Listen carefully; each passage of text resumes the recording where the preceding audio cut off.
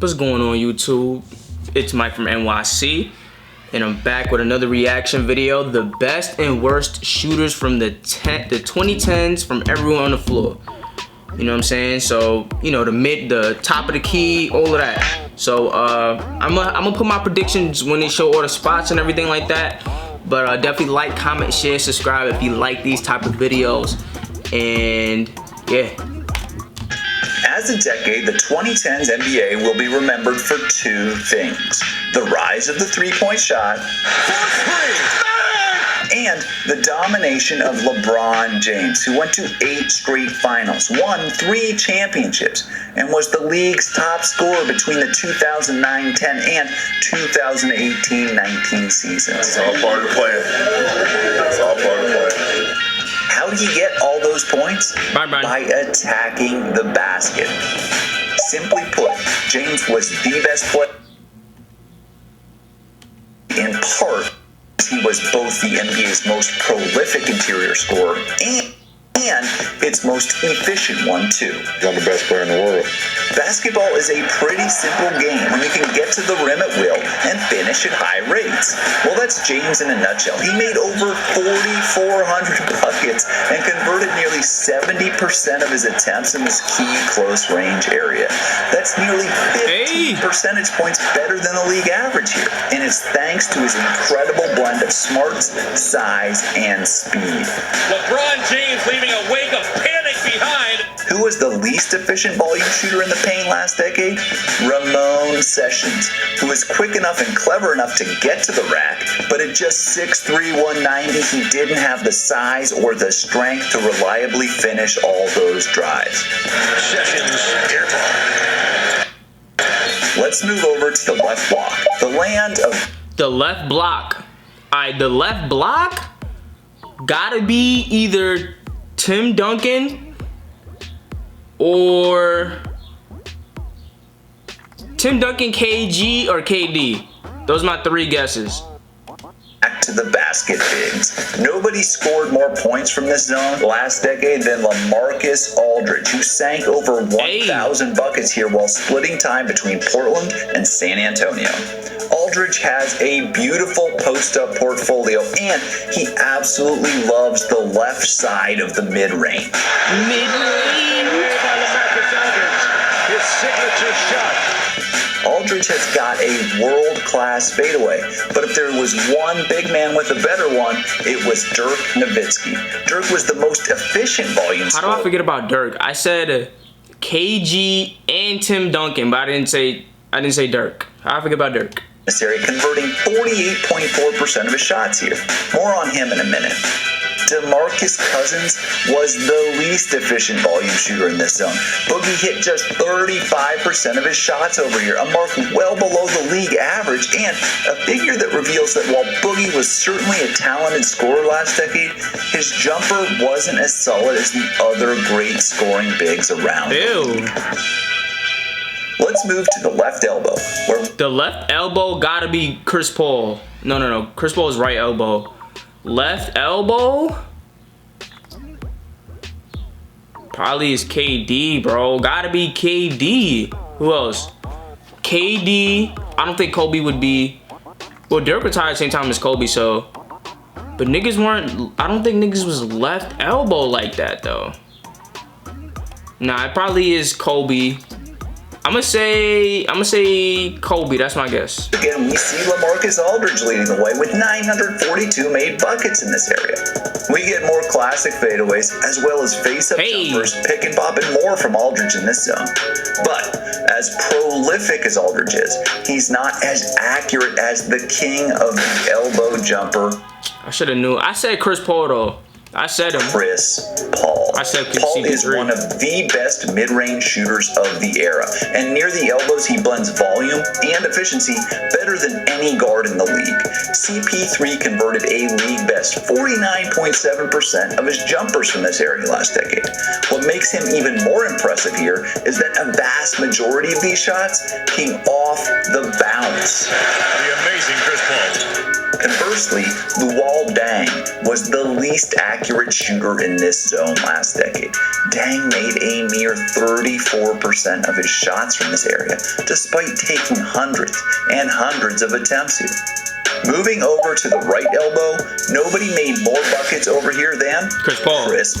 We already talked about his accuracy on the left side, but he's also great on the right side. Paul made 865 buckets in the zone during the 2010s. He has a solid case to be the best mid-range shooting point guard ever. But if it's not Paul, it's this dude. Steve Nash was simply an elite shooter. And even at the tail end of his career, Nash was still freakishly I'm about to say, like, didn't Nash retire like 13? as a jump shooter. He made a ridiculous 51.5% of his shots from the right elbow last decade, making him the most accurate shooter here. Here's Nash. Follow-away jump shot is pure. Speaking of accuracy and efficiency, Josh Smith was never really known for either, folks. Throughout his career, Smith was a stubbornly active and woeful jump shooter. The southpaw made just 31.4% of hundreds of shots from here. Let's move to the last mid-range. Alright. It's probably gonna be somebody left-handed if I had to guess, right? Because if you lefty, you more comfortable on the right side because you don't have to like turn your body. But I mean, damn, bruh. We could just say LA, but I think LA was mainly on the left block, right? Right? On the right mid-range. No, he's on both. Kobe. Nah, I don't know. It's probably not Kobe. Area. The zone along the right Melo. baseline. Nobody made more shots from here in the 2010s than Carmelo Anthony. The jab steps, the pull-ups, the turnarounds. The full arsenal was in effect from the 2012-13 scoring champion right here in this zone. Carmelo Anthony hits that deadly baseline jump shot. Who was the most efficient though? Dirk again. The best shooting big man ever. Made 49% of his shots over here. Many coming via his patented and unstoppable one-legged fadeaway. Nowitzki's high release in his fadeaway allowed him to shoot anytime against anyone, and he did. Fall away. Basket, Nowitzki. Andrew Wiggins is no Dirk Nowitzki. Wiggins was the least efficient volume shooter in this zone last decade. The former #1 pick has yet to develop anything resembling a reliable jumper, and these numbers prove it. Let's move beyond the arc, where different kinds of scorers thrive. Three-point shooting exploded in the 2010s, thanks in large part to a cohort of sharpshooters that took over the league. It seems like every player in the league can shoot threes now. From your 7-foot center. Nobody made more left corner threes though. Left corner threes.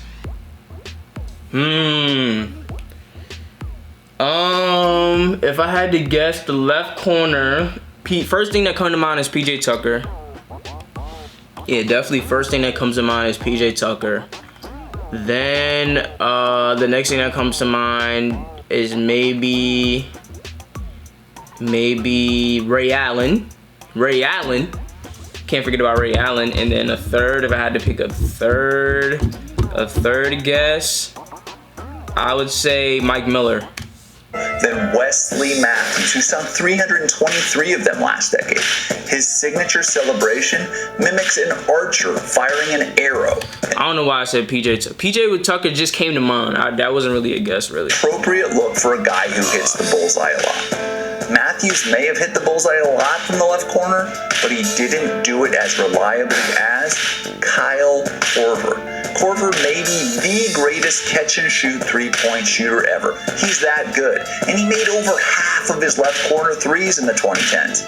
You're not supposed to shoot over 50% from downtown, but that's just the kind of stat that makes Korver so special. Kyle Korver, the triple. Corey Brewer is on the other end of the spectrum. Corner threes are supposed to be among the most efficient shots on the floor, but they're not when Brewer shot them. He made just 30.7% of hundreds of attempts from this corner. Corey Brewer, wide open three, couldn't get it to go. As we move above the break, the stars Steph Curry for sure. Steph Curry, Klay Thompson, Ray Allen. out. Even though LeBron James was the leading scorer of the 2010s, Stephen Curry was arguably the decade's most definitive scorer. He's particularly dangerous on the wings. On the left wing, Curry was both the most prolific and most efficient shooter of the decade. Curry became the first player to win scoring titles, MVPs, not to mention a couple of titles, by terrorizing opponents from downtown. He is sensational. Who was the least efficient over here? The answer might surprise you. Kobe Bryant made just 29.6% of hundreds of shots in this area during the 2010s. Now, Bryant was undeniably one of the most gifted shooters and scorers we've ever seen. However, near the tail end of his incredible career, some of his efficiency numbers were just no good, including his conversion rate in this zone. Let's move to the Damian Lillard, James Harden. Who we got? Dame Lillard, James Harden. Anybody else? Yeah, that's really it. New York. I guess Curry. You throw Curry in it too. Who's watched the Rockets game in the last few years has seen James Harden break down defenders and launch his signature step-back three. Harden's signature weapon made him the leading scorer up here during the 2010s. Harden, step back, puts it in. James Harden drills the three-pointer. But when we look at efficiency, we see a familiar name. Kyle Korver hit 44.5% of his top-of-the-arc threes in the decade.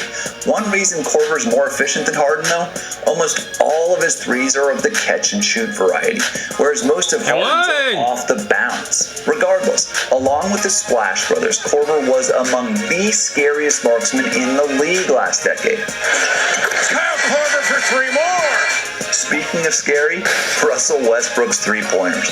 Brody made just 29.5% of his top-of-the-arc threes in the 2010s, making him the least efficient volume shooter in this zone. Thunder fans might miss Westbrook's crazy energy and his ferocious dunks, but they don't miss his stubborn insistence on shooting triples at the wrong moments. As we move to the right wing area, Westbrook Klay. Again is the least efficient shooter. He made less than 30% of his shots over here as well. Now, there's no denying that Westbrook was one of the most explosive offensive players of the decade, but he also struggled to channel that energy into smart shot selection all decade long, and these numbers just prove that. Three, Westbrook, way off. You know who doesn't have a jump shooting problem? Stephen Curry, who was both the leading scorer and the most efficient volume shooter in this zone last decade. Yep, Curry led the NBA in buckets and efficiency from both wings in the 2010s. Another dazzling display of long distance. That's wild. Let's wrap this up over in the right corner. Nobody made more buckets over here than Trevor Ariza, who sank 375 of them. Ariza is a quintessential 3-and-D guy who was the perfect fit next to Harden in Houston's three-happy ecosystem. Harden's abilities to attract defenders and find the open man are the backstory behind Ariza's corner domination. Speaking of 3-and-D guys, Bruce Bowen and the Spurs made the corner three famous in the 2000s, but they kept it going strong in the 2010s.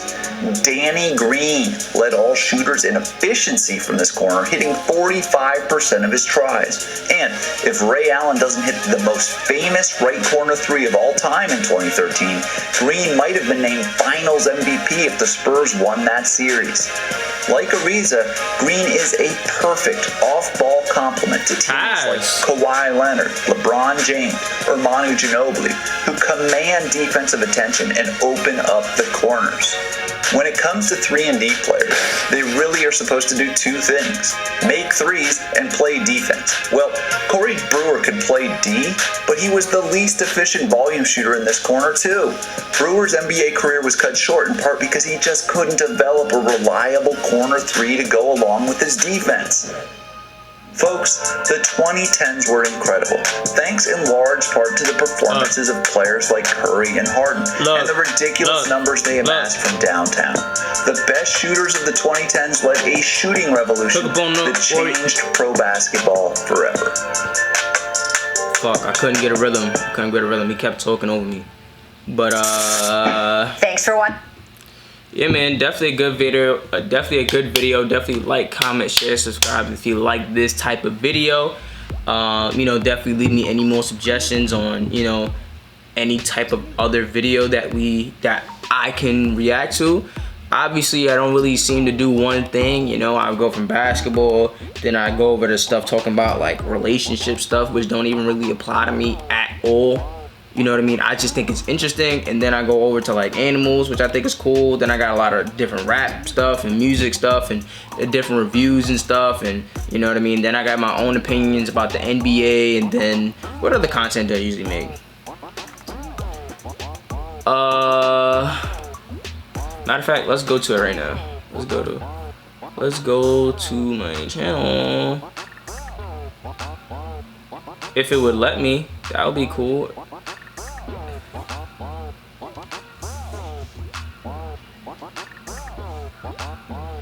I got some random stuff. Tom Brady won the Super Bowl. That meat.